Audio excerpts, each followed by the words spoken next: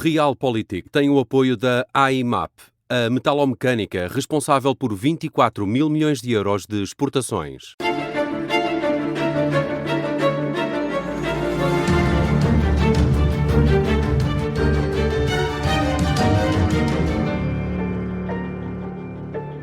Bem-vindos ao Realpolitik, uma conversa sobre política e atualidade todas as semanas aqui na Rádio Observador e em podcast. Eu sou o Miguel Pinheiro. Eu sou o Sérgio Sousa Pinto. E hoje, Sérgio, nós vamos falar só sobre presidenciais. Estamos a poucos dias das eleições. Vamos falar sobre cada um dos candidatos, tentar perceber um bocadinho o que é que pode vir aí na segunda volta e também, se tivermos tempo para isso, tentar perceber que mensagem, o que é que sai daqui, não é? Esta campanha daqui a 50 anos, quando se escrever sobre ela, o que é que vai ser mais impactante disto tudo? Como é que nós estamos aqui para nos situarmos? Tem havido uma tracking poll da TVI e da CNN que o que está a dar neste momento é um empate técnico entre os três primeiros: Ventura, Seguro, Cotrim, com o Gouveia e Mel e Marcos Mendes mais para trás. A sondagem de terça-feira da Católica para a RTP e para o Público confirmou isso. Falta uma sondagem da Intercampos que há de sair até ao dia de reflexão, que não sabemos o que é que vai dar. Até acho que ainda estão a recolher dados para a sondagem.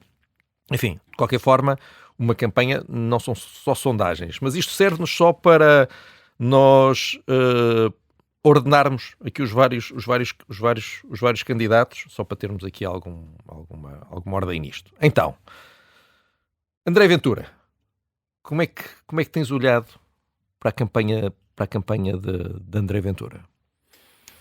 Bem, é a primeira vez que ele é favorito numa campanha, não é? Pelo menos para a primeira volta é quem vai à frente. Só posso repetir as palavras ditas num mau momento da nossa história, quando alguém disse: a pátria está doente. É o que eu te posso dizer sobre isso. Mas gostava de fazer 3 ou 4 considerações minúsculas sobre as sondagens. Não se pode pedir às sondagens que nos iluminem em relação ao que está a acontecer, porque com tantos candidatos, com intenções de voto tão próximas, quer dizer, só uma sondagem miraculosa e cirúrgica e que auscultasse, enfim, um número infinito de futuros eleitores, é que poderia minimamente identificar com um grau de verosimilhança e rigor quem está realmente à frente, em segundo e em terceiro. Portanto, não se pode pedir às sondagens o que elas não podem dar. Eu suspeito, aliás, Sérgio, que mesmo que houvesse uma sondagem que falasse com os 10 milhões de portugueses, haveria um problema. É que entre esses 10 milhões, uma parte substancial responderia uma coisa hoje e coisa diferente amanhã. Sim. Por isso... Porque, aliás, é natural com uma campanha como esta. Certo.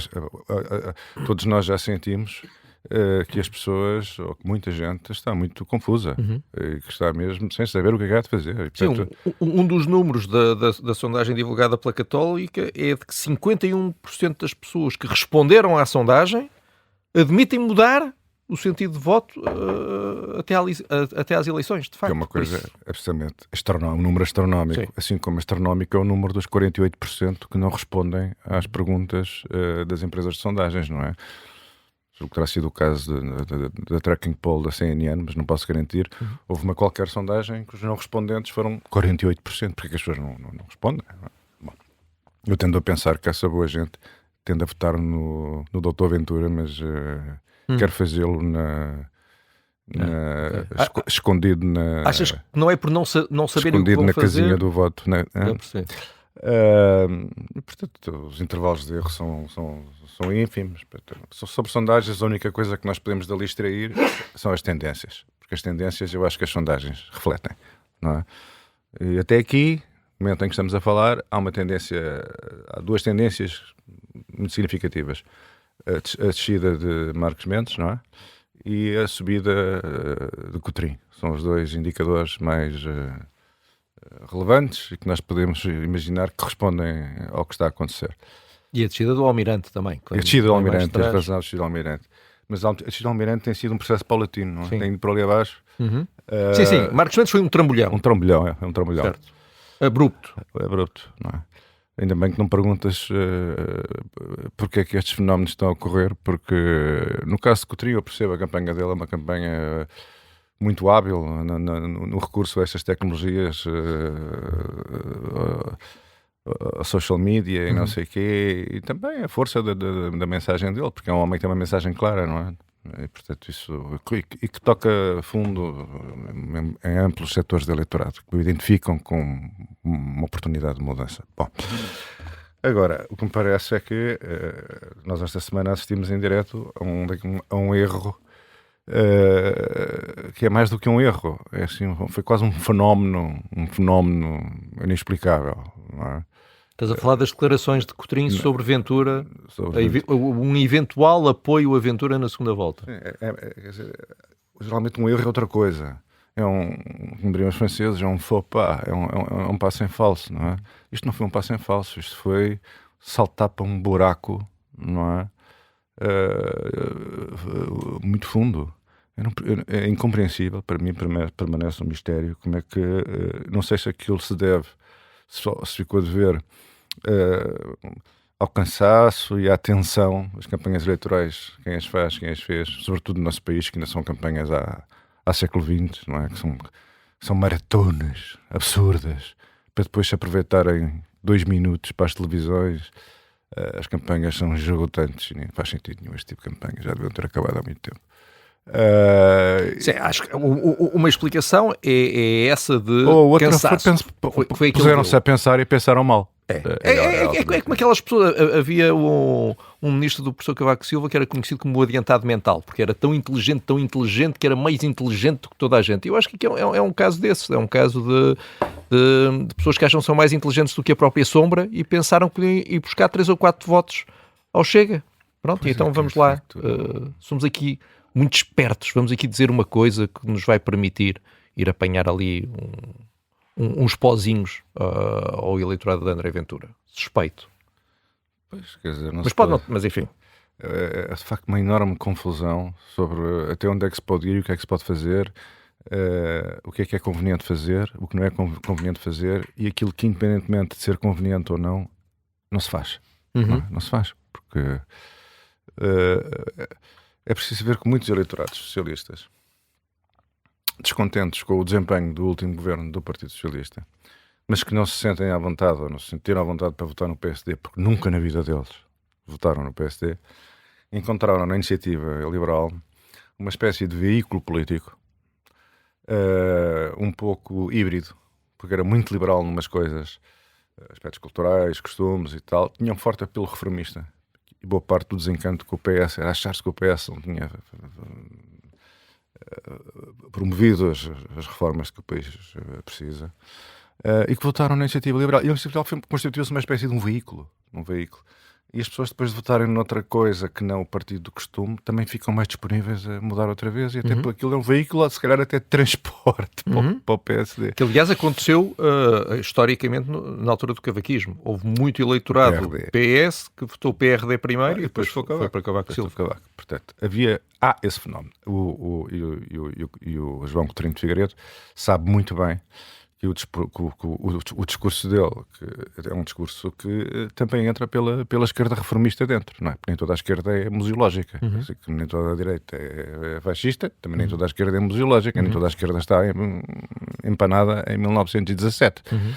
E, portanto, os setores mais reformistas e mais inconformados com a situação do país e com o desempenho do país no curto e médio prazo, que parece move-se a passo de caracol, se é para medir-se com o desgraçado do lado, e essa gente, de facto, tenho simpatia pela figura do Coutinho de Figueiredo. Não parece ser uma pessoa que não ameaça ninguém, não representa um perigo para o regime, para os valores da Constituição, para o Portugal de Abril, e na direita aconteceu um fenómeno também muito, muito, muito semelhante, porque os eleitores da AD, estou eu convencido, na sua esmagadora maioria, num cenário de seguro Ventura na segunda volta, vão votar António José Seguro contra Ventura, que representa a tal insurreição contra os valores da Constituição, contra o regime, como nós o conhecemos, e contra o modelo democrático. Como disse o Seguro numa frase muito boa, temos que levar a democracia à segunda volta. Já se percebeu que é o discurso que ele, indo à segunda volta, fará. Levar a democracia à segunda volta. De um lado está a democracia, do outro lado está uma aventura qualquer política de direita radical. Se a segunda volta... Mas espera, deixa-me só acabar este raciocínio. Repare, este eleitorado do PSD, que votará Seguro, sem medo, não é? Seguro não é propriamente um candidato, meta medo a quem quer que seja. Este eleitorado, quer dizer, como é que este eleitorado encarou as declarações de Coutrinho, dizendo que depois logo se vê quem é que vota, para votar em qualquer um, como quem diz, de acordo, votem em Ventura, se achar que é Ventura, ou Jorge Pinto, ou seja, que não cabe aqui. Isto é uma coisa que não cabe na cabeça. E lançou uma grande desorientação sobre a questão magna de saber quem é, afinal, João Coutinho de Figueiredo. E Marcos Mendes, com a sua frieza e experiência, não é? Aproveitou logo a oportunidade. E o que ele disse foi, bem, isto é um sinal de instabilidade política. Isto é um candidato que traz instabilidade política. Mas evidentemente o que ele estava a dizer, isto é instabilidade pessoal. De um órgão unipessoal e de uma pessoa imprevisível capaz de decisões pouco consideradas, pouco ponderadas. E, portanto, eu acho que isto foi... não sei que tipo de consequências é que isto poderá ter. Acho que tem procurado, o João Coutinho tem procurado corrigir o tiro, mas eu diria que o acontecimento da semana foi este fator de provador, este fator, um candidato que está numa trajetória excepcional, podíamos mesmo arriscar dizer que estava a progredir em direção à segunda volta e de repente faz isto a si próprio. Não é? Eu acho que foi o acontecimento da... Sim, se bem que enfim, Marcos Mendes tem mudado muito nesta campanha. Ele tem sido assim uma espécie de candidato camaleão. Não é? Começou a campanha a dizer que queria fazer pontos, depois afinal queria ser um presidente da ação, depois afinal queria ser o candidato do governo, depois afinal queria ser o candidato da estabilidade. Hoje, quarta-feira, vai outra vez ser o candidato do governo, porque Luís Montenegro vai entrar na campanha. Ele era o candidato do voto útil quando estava à frente, agora é o candidato contra o voto útil quando Coutinho está à frente, enfim. Mas é que Marcos Mendes, vamos lá ver, Marcos Mendes pensa assim, o que é que eu posso fazer para ganhar votos? E Coutinho às vezes pensa, o que é que eu posso fazer para perder votos? Quer dizer, são duas preocupações fundamentais na vida. Incompatíveis, não é? Não, Marcos claro. Mendes é um político experiente. E o Marcos Mendes pensa assim, é claro que eu posso ir buscar votos ao PS, sou um homem do centro-direita. Várias vezes disse que era um verdadeiro social-democrata, que é a maneira cifrada que eles têm de dizer, sou um homem do centro-esquerda.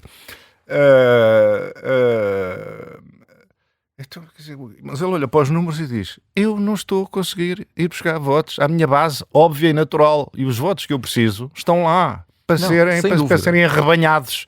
Não, sem dúvida. Eu acho que acho que o Coutinho Figueiredo é inegável que estava a fazer uma boa campanha. Se não estivesse a fazer uma boa campanha não teria aqueles votos, mas ao mesmo tempo teve movimentações assim um bocadinho inexplicáveis. Por exemplo, uma das grandes fragilidades de Coutinho Figueiredo está nos mais velhos. E uma das grandes forças está nos mais novos. Por várias razões. Porque a Iniciativa Liberal sempre foi um partido dos mais novos e, aliás, foi buscar muitos votantes que poderiam estar no Bloco de Esquerda. O Bloco de Esquerda andou noites sem dormir, tentar perceber o que é que estava a acontecer, e sempre se apresentou, além de tudo mais, um partido ou um candidato que querem mudança, e mudança radical, aqui radical no bom sentido, é evidente que vão ser mais ouvidos pelos mais novos do que pelos mais velhos. Os mais velhos não querem mudanças radicais, querem uma manta e um chá quente. E, portanto, isso, é natural que isso acontecesse. E ainda por cima, ele na campanha apostou muito nas redes sociais, também como uma forma de chegar aos mais novos. E depois, a dada altura, passou 3 ou 4 dias, 2, 3, 4 dias, a visitar lares de idosos. Com o objetivo, e na campanha tinha muito esta ideia de convençam os vossos pais e os vossos avós. Como se fosse possível, em 2 ou 3 dias, mudar uma imagem com anos e entrar num eleitorado que está cativo pelo PS, como se vê, basta olhar para as sondagens, há anos. O grande ponto do eleitorado PS são os mais velhos. Pior ainda, nesta campanha há um segundo candidato, que é Gouveia e Mel, que tem como eleitorado-alvo os mais velhos por causa da Covid, que são aqueles mais agradecidos ao que ele fez na altura da pandemia, e mais uma vez olhando para os estudos de opinião, vemos isso, e ouvindo Gouveia e Mel, ele fez um discurso há 2 ou 3 dias em que falava das pessoas que usam farda, toda a gente que usa farda, e que portanto se pode identificar com ele, e falando dos mais velhos. E Coutrinho perdeu 3 ou 4 dias a tentar apanhar um eleitorado que não se apanha em 3 ou 4 dias. Não é possível. E de facto esteve a perder tempo que podia utilizar de outra maneira numa espécie de uma quimera política. E depois esta questão de André Ventura, que realmente provocou uma grande desorientação. Eu acho que em certo sentido ele antecipou aquilo que vai ser uma dúvida de muita gente à direita numa eventual segunda volta Ventura Seguro. Eu acho que tu tens razão quando dizes que Seguro, a narrativa de Seguro para a segunda volta, se for Ventura Seguro, vai ser isto é a democracia contra os inimigos da democracia. Mas André Ventura vai ter uma outra narrativa, que vai ser isto é a direita contra a esquerda. E eu não estou nada certo de que... Acho que vai haver muita gente... Aqui as duplas negativas não ajudam. Acho que vai haver muita gente que vota AD, que até poderia votar IEL, muita gente que nunca na vida pensou dar o seu voto ao Chega, e que perante uma escolha Ventura Seguro, ou seja, perante uma escolha direita Partido Socialista... se calhar vai votar Ventura. Algumas até achando que ele não ganha, não é? Também temos muitas vezes esses movimentos, alguns até achando que ele não ganha, mas que, enfim, já agora vou dar ali o meu voto à direita. Só agora é que eu percebi, Sérgio, temos mesmo que interromper agora, desculpa, voltamos daqui a nada para continuar a falar sobre isto.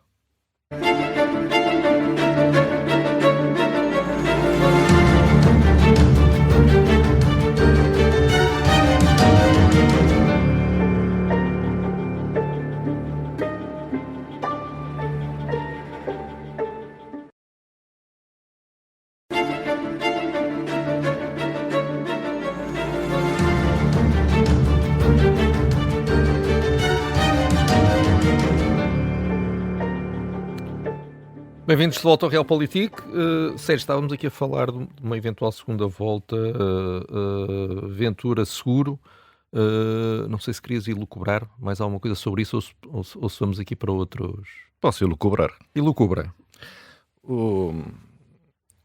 Enfim, eu acho que essa possibilidade de Montenegro e de o PSD apoiarem Ventura é uma hipótese... Eu não disse isso, eu disse os eleitores. Os eleitores. Os eleitores. Não é o PSD. Acho que não, pessoas de direita, a gente de direita. Acho que Montenegro, nessa situação, vai ficar calado. Já parece o António Costa. Essa ideia de que há uma coisa que é a direita, depois há outra coisa que é a esquerda. Ou seja, eu não te admito. Dois blocos homogéneos. Isso não existe. Existe uma esquerda, eu disse que André Ventura vai tentar impor essa narrativa. Não, é assim. E que algumas pessoas vão ser sensíveis a isso. Parece-me. Bom, eu acho que a esmagadora maioria do PSD não seguirá a Ventura e não votará em Ventura. Eu acho que Montenegro vai ponderar isso seriamente. E acho que seria contraproducente para ele até. Não, isso sem dúvida. Eu acho que ele vai ficar caladinho nessa segunda volta. Montenegro, para já, o que Montenegro precisa é de estabilidade e de não ter Claro. dificuldades a partir de Belém. É óbvio, Compare-se imaginem o que seria a vida de Montenegro com Ventura em Belém a dizer que vou chamar o Primeiro-Ministro porque ainda ontem uma carroça do INEM se bateu num pinheiro. Não é possível, quer dizer, isto não é possível viver num mundo Obrigado, assim. Sérgio. E, portanto, além disso, é muito mais fácil uma relação leal, de compromisso e que sirva à estabilidade com o António José Seguro e com Claro, sem dúvida. com Ventura, seja com quem for, enfim, sem dúvida, mas como Marcos Mendes está a perceber, Luís Montenegro não é dono dos votos e, portanto, é só esse o ponto. Mas sim, E depois há outro problema também, que é se Montenegro decidir converter em realidade aquilo que no passado era uma fantasia, ou seja, o PS tinha um discurso de fantasia, segundo o qual havia uma direita que ia desde Marques Mendes até Ventura, era a direita, tenebrosa, façanhuda e infrequentável. Esse era um discurso de fantasia, que várias vezes disse, a direita não é isso, há a direita democrática, são parceiros leais do jogo democrático, com quem nós legitimamente nos alternamos no poder, cada um protagoniza uma alternativa, mas são as pessoas que fazem parte do jogo democrático. O Partido Socialista teve uma trabalheira para ajudar a construir, a seguir ao 25 de Abril, uma direita democrática. Convém lembrar isto. Não é? Agora, vir destruí-la, dizendo que são todos uns criptofascistas, não é? Que saíram todos do útero do professor Salazar, isto não me parece que seja um discurso realista. Agora, se Montenegro vier dizer, não, entre esse perigoso esquerdista, entre esse coletivista, chamado António José Seguro, não é? Que vem nacionalizar a economia por setores e reduzir-nos à indigência, ao socialismo e miséria, na linha de Nicolás Maduro, bem, e do outro lado está aqui a direita sensata de braço dado com Ventura, portanto, se ele quiser recriar essa polarização extrema, isto vai ter consequências. Acho que ele não quer recriar, mas parece-me impossível ele concordar com a narrativa de Seguro de que de um lado está a democracia e do outro lado está a ameaçar a democracia, porque no Parlamento a AD, de facto, como lembrou André Ventura, está a aprovar vários diplomas importantes com o Chega. Portanto, ele também não pode entrar nisso. É por isso que eu acho que ele vai ficar caladinho na segunda volta, se a segunda volta for esta. Se Montenegro apoiasse... Mesmo que queira a vitória de Seguro. Se a Montenegro ocorresse apoiar Ventura, a primeira consequência imediata é que o PS nunca mais votaria um orçamento de Estado, nem se absteria nada do Dr. Montenegro. E derrubá-lo-ia à primeira oportunidade. Sim, mas eu acho que ele e a seguir fazia um discurso contra... Fazia então assim, agora que a fantasia deixou de ser fantasia, que finalmente se materializou, faria uma frente republicana contra esta direita. Pronto. Ponham uma direita decente, frequentável, que a gente possamos falar. Alarguem outra vez o campo democrático. O campo democrático está a diminuir. Nós estamos aqui a tratar com gente que quer governar o país com este coisa do Bangladesh e dos imigrantes e dos não sei quê, e das maluquices todas, incitamento ao ódio. Bem, querem governar o país assim, querem transformar o país nisto. O país não era isto, querem transformar o país. Bem, o PS também se vai radicalizar. Radicalizar no campo não é socialista. Não vai dizer vamos avançar para a reforma agrária. Não, vai radicalizar-se no campo democrático. E dizer, nós somos os guardiões do sistema de Abril. Nós somos os democratas. E naturalmente vai procurar construir uma resposta cujas consequências imediatas seriam nunca mais aprovar nada que viesse do governo do PSD, porque vinha do PSD e do Ventura, do PSD e do Chega. E, portanto, se este é o país para o qual Montenegro quer conduzir Portugal, se é nesta direção, isso tem consequências. Portanto, eu acho que esse cenário não faz sentido. Certamente algum eleitorado do PSD vai votar no Ventura. A esmagadora maioria estou absolutamente convencido que não o fará, até porque Seguro não é nenhum papão. Quer dizer, o Seguro não representa uma frente esquerda, o Seguro não é um papão para ninguém. Quer dizer, não há ninguém na direita que passou mal esta noite a pensar com a ideia de António José Seguro sentar no Palácio de Belém. Não é? Já nem durmo. Vamos ter uma taxa marginal de impostos de 90%. Isto não é possível. Vão nacionalizar a economia por setores. Não é possível. Vamos voltar a nacionalizar as farmácias. Porque não, e as tabacarias. E porquê que o António José... Como é que o António José Seguro conseguiu chegar onde chegou? Não é? Ele começou muito de trás, fez uma campanha... pronto, ele é... enfim, estou eu a dizer, não és tu quem está a dizer. Não é? Ele é um chato. Fez uma campanha do século XVII, não é? Mas está a correr bem, não é? É porque é só precisamente porque não assusta ninguém, e não assustando ninguém vai recolhendo o segundo voto de todos, ou seja, é o menor denominador comum, é por causa disso? O Seguro está a fazer há várias razões, não é? O Seguro está a fazer uma boa campanha, assim como o Coutrinho está a fazer uma boa campanha, e os resultados têm refletido as vantagens para as pessoas que estão a fazer uma boa campanha. Eu lembro nos nossos programas aqui há umas semanas atrás, ainda o Seguro vinha cá atrás, nas indicações de voto, e eu disse: Seguro representa o território do centro-esquerda, que está numa fase Sim, difícil. sempre tiveste uma grande confiança, não há dúvida. Eu sempre disse, Eu sei que sim, se o Seguro ocupar o seu espaço natural, se o Seguro ocupar o seu espaço natural, vai crescer, e é o único que está garantido na segunda volta, porque a esquerda, diante de uma direita muito dividida, se a direita não estivesse dividida, neste momento histórico, não existiam condições para o PS passar à segunda volta, porque o país neste momento é política e sociologicamente mais à direita, mudou muito. Nas últimas eleições, nas últimas várias eleições, tem-se observado essa transformação política do país. Agora, com a direita muito fragmentada e com um único candidato credível na área da esquerda, para chegar à segunda volta é quase uma inevitabilidade, a não ser que estejamos a assistir a uma revolução silenciosa e a um colapso histórico da esquerda, que seria matéria para outra discussão. Portanto, Seguro sempre teve essa vantagem, que não era visível, mas estava lá. E conforme nos vamos aproximando do ato eleitoral, as pessoas na esquerda começam a pensar: mas nós queremos acordar para ter que decidir se vamos votar num qualquer candidato da direita ou em Ventura? Mas atenção. É isso que queremos acordar naquele fatídico dia 18, diante deste dilema? Mas aqui só 18 não, porque na segunda volta. Certo, dia 8 de fevereiro. Mas só aqui para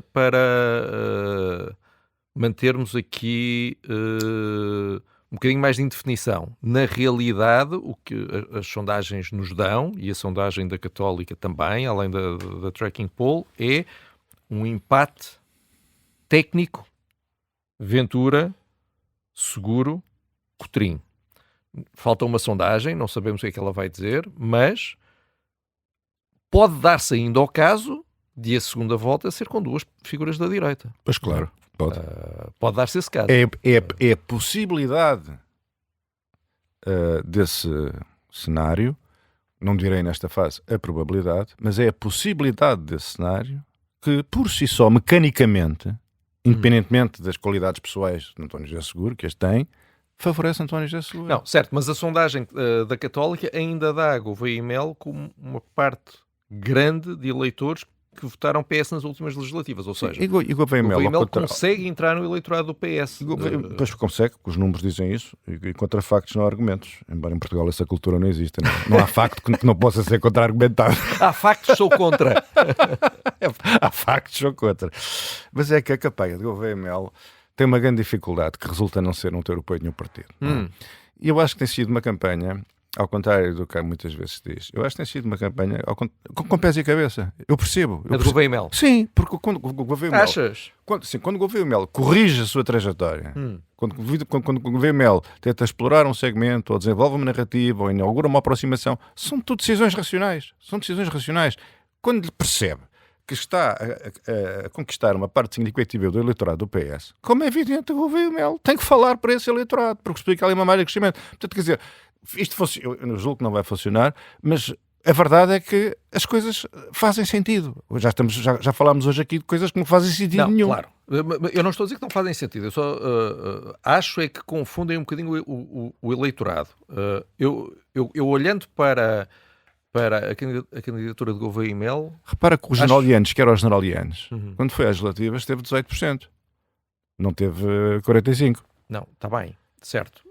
Mas a mim parece-me que Gouveia e Melo tem tido oscilações muito semelhantes às de Marques Mendes no sentido da quantidade de oscilações. Ele começou a campanha como o grande ponto inicial da campanha dele era ele, a figura dele. Sim. Ou seja, um militar, um ex-militar, honesto, eficaz, que tinha provado que era capaz de executar tarefas muito relevantes para a vida, literalmente, do país, e que estava acima disto tudo. Foi assim que ele começou.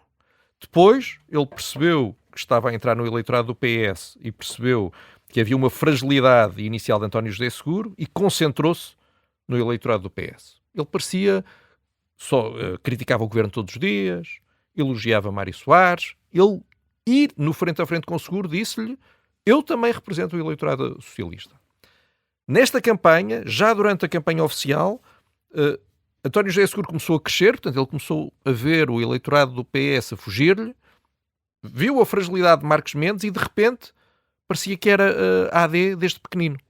Começou a falar para o eleitorado da AD, a apresentar uma lista de 100 apoiantes vindos da AD. Portanto, afinal já não é PS, agora já é AD. E neste momento final da campanha, ele está a voltar ao início. Eu estava-te a falar daquele discurso que ele fez há 2 dias, está a voltar ao início, que é o militar e apela às fardas, forças de segurança, militares, antigos combatentes e o homem da pandemia. E então fala para os mais velhos. Portanto, ele no final da campanha está a voltar ao começo, mas lá pelo meio andou às voltas e reviravoltas.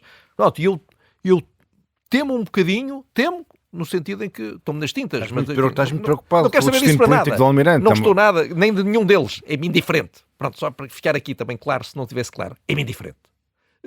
Não quero saber disso. A minha preocupação é outra. Mas temo que para ele isto provoque uma confusão e possa explicar.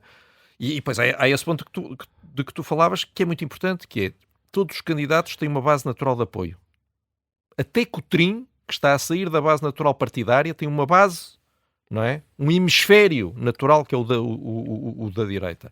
O Gouveia e Mel realmente tem essa dificuldade, que é está ali um bocadinho a pairar sobre o vazio, parece-me a mim. O Gouveia e Mel tem essa dificuldade, apresenta os seus argumentos, é um homem que está associado à eficácia do processo de vacinação, representa uma figura de autoridade. Eu acho que os portugueses, nesta fase da vida nacional, também valorizam uma figura de autoridade. Também ele próprio, competindo com as outras alternativas que eu chamo de disruptoras, é alguém que vem dizer isto como está não pode continuar. Portanto, é preciso pôr um bocadinho de eficácia no funcionamento do Estado reformado, tem que ser feito. E não posso, como hoje disse, a propósito deste spin da carta para o Primeiro-Ministro de Coutrinho, veio dizer, bem, um Presidente da República que vem implorar apoio ao Primeiro-Ministro que não é da sua área, coloca-se numa situação de subserviência e o seu mandato será toda à sombra deste grande favor que lhe prestou Montenegro. E ele aproveitou e logo dizer, eu não peço votos a ninguém, nem mando cartas ao Dr. Montenegro, não me corresponde com o Dr. Montenegro. Quer dizer, Está bem visto? Portanto, está bem visto. Quer dizer, o que eu digo é, de uma maneira geral, o Almirante tem feito política de acordo com as indicações que vai recebendo. E portanto não sei que ideia que tens da política, mas a política é assim que funciona. Portanto, eu não sei o que queres dizer. O Almirante não tem convicções e portanto está disponível para servir qualquer eleitorado que nele vote. Não acho que seja esse o caso. Não subscrevo isso. Agora vou fazer uma sugestão cheia de boa vontade, como sempre, sim, aivada, de boa fé e com o desejo de contribuir. Eu pedi a todos os candidatos que parassem de dançar. E quando eu digo dançar, é dançar no sentido literal. Tudo aquilo é ridículo. Sim, não é uma metáfora política. É que assim, não sei se acham que aquilo dá assim um ar popularucho e porreiraço. É assim, um candidato presidencial não é alguém que pontifica nas pistas de dança. Não vão abanar-se em público. Estas cenas, cena... Só para quem não te está a ver, o Sérgio abanou-se um bocadinho enquanto dizia. Não abanei nada. Tudo calúnias, como diria o outro, difamação. Quer dizer, isto não é possível. Quer dizer, se querem ter uma gravitas presidencial, eles não são candidatos ou The Voice ou não sei o quê, não façam figuras ridículas. Se o spin que andam à volta deles dizem assim, hoje vamos tirar aqui umas imagens únicas, vai ser uma maravilha. Marcos Mendes vai treinar jiu-jitsu num lar de idosos. Marcos Mendes, não vá treinar jiu-jitsu num lar de idosos. É como imaginar o Almirante numa aula de balé, também a mostrar que sabe fazer plié. Não se faz isto numa campanha eleitoral. Não liguem aos meninos do spin. Não é assim que se faz política. Não façam isso. Mantenham uma postura e uma gravidade de alguém que aspira ser presidente e que pareça um presidente. Mas não é um clássico dançar o vira? Não é um clássico das campanhas? Dar beijos em bebés e dançar o vira? Para já há uma grande diferença entre dar beijos em bebés e dançar o vira, não é? Tu nunca dançaste o vira numa campanha? Eu nunca. Por acaso, acho que em África já fiz umas figuras um bocadinho. Mas não era em campanha? Um bocadinho lastimáveis. Mas não era em campanha, porque eu estava num sítio onde a cultura exigia de mim essas figuras. E lá as fiz. Um bocado de sorte não ficaram registradas. Vamos tentar recuperar esse vídeo. E assim, por exemplo, olha, vou dar outro exemplo. Na Coreia do Sul, faz parte do protocolo, depois de um banquete, põem-se todos a cantar a karaoke. Quer dizer, eu também não cantei karaoke, não consigo cantar karaoke, não sei cantar, e agora cantar karaoke. Mas estiveste lá nas tuas funções. Quer dizer, a política, mas cumpri conforme podia, apesar de ter levado um menos ali na rubrica karaoke, zero. Rubrica karaoke, zero. Mas quer dizer, isto só para dizer que não liguem a estes spin doctors que recomendam estas coisas. Não façam isso. Não façam isso. O eleitorado não é infantil. Não é infantil e o ridículo mata. E diz-me uma coisa. Sim, agora a propósito do Mata, só acrescentar aqui um ponto a Gouveia e Melo, que é ele, se confirmar que ele não passa à segunda volta... Eu posso lembrar-te uma história. Agora lembrar desta nossa conversa. Quando Marcelo Rebelo de Sousa foi candidato e perdeu à Câmara Municipal de Lisboa, ele experimentou este modelo de campanha. Tivemos o Marcelo nadador, o Marcelo taxista, o Marcelo de helicóptero, tivemos o Marcelo... E eu lembro perfeitamente, ainda era muito novo, mas lembro perfeitamente de Jorge Sampaio, que fazia uma campanha tradicional, como um cavalheiro que procura interagir com as pessoas, conversar e tal, não sei o quê. E o Sampaio disse o seguinte: não vou descer a calçada do Combro a fazer o pino para chamar a atenção para o mau estado do piso. Portanto, o que eu daria aos atuais candidatos, citando Jorge Sampaio, é: não deixam a calçada do Combro a fazer o pino para chamar a atenção para o mau estado do piso. Certo, muito bem, fica aqui dado o conselho. Nós estávamos a falar de uma hipótese de segunda volta. Ventura, seguro. Qual...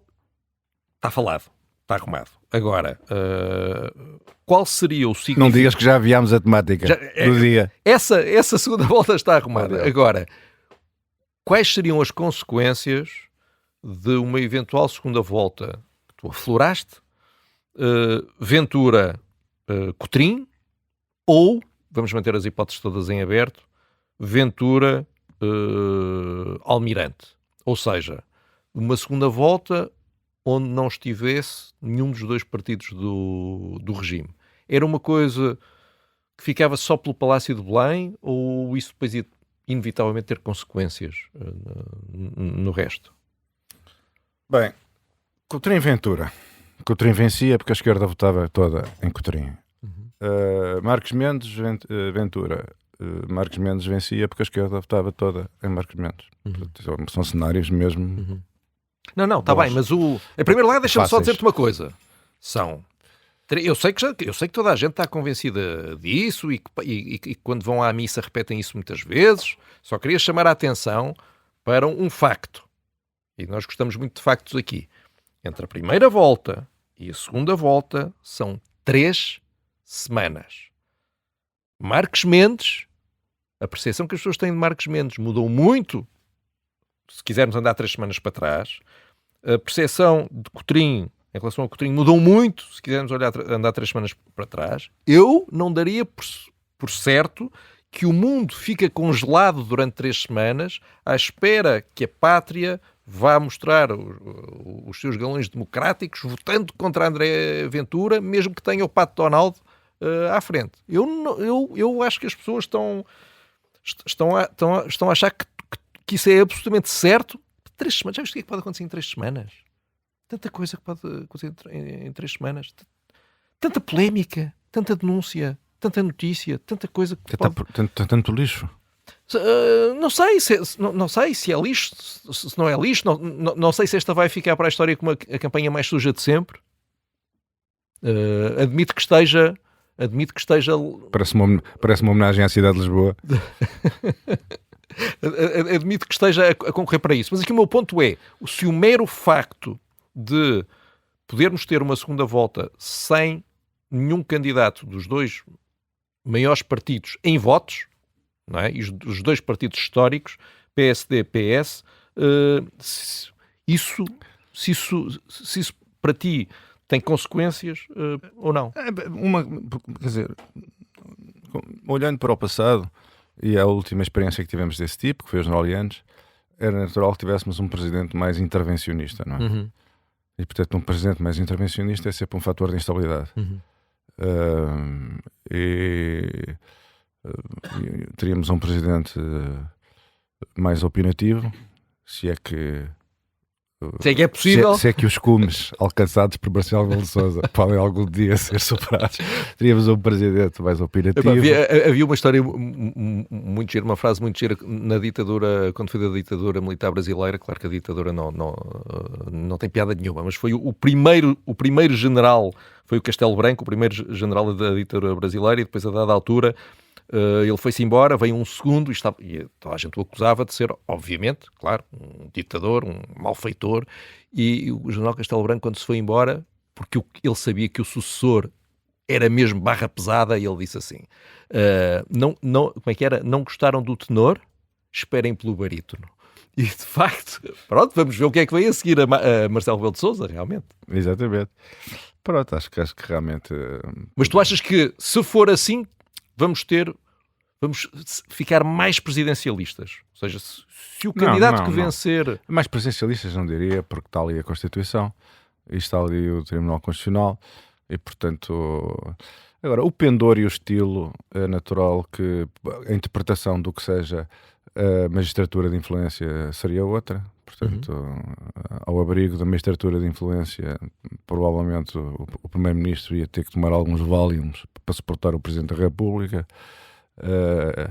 E, portanto, também é natural que o Presidente da República se dedicasse a uma agenda pelo país, visitando feiras, certames, fóruns e agremiações, no sentido de chamar a atenção para... O Tribunal Constitucional provavelmente ia ter que fazer horas extraordinárias com tudo o que lá ia parar, porque o Presidente da República... O meu principal receio, eu confesso, não é um Presidente da República não vir dos partidos. O meu receio é um Presidente da República populista, de estilo sul-americano. Isso é que para mim é um terror e é de composição do regime. Quando tu dizes... Não sei se a posteridade vai olhar para esta campanha como a campanha mais suja de sempre, ou com mais lixo, ou não sei o que e tal. Quer dizer, eu não sei o que é que vai acontecer na posteridade. A posteridade está aberta. Se calhar a posteridade vai ser um regime muito pior, que vai dizer, nos anos negros da democracia populista e do caos, que só comparável à Primeira República, até que as forças da situação e da ordem restauraram a honra nacional, o respeito aos símbolos da pátria e à memória dos nossos maiores. Quer dizer, eu sei lá o futuro. O futuro está aberto às coisas mais horrorosas, não é? Porque o passado já existiu e isso aconteceu. Certo. E as pessoas não ficaram mais inteligentes com o passado do tempo. Muito bem. Realpolitik, hoje em simultâneo com a emissora nacional, como puderam acabar de perceber. E voltamos. Sérgio, voltamos já com só com 2 candidatos. Quando voltarmos na próxima quarta-feira ao meio-dia... Já voltamos desfalcados. Já voltamos desfalcados. Enfim, vamos ver o que é que acontece. Meditem muito, pensem muito. Vejam lá o que é que andam a fazer. E até à próxima quarta, Sérgio. Até à próxima.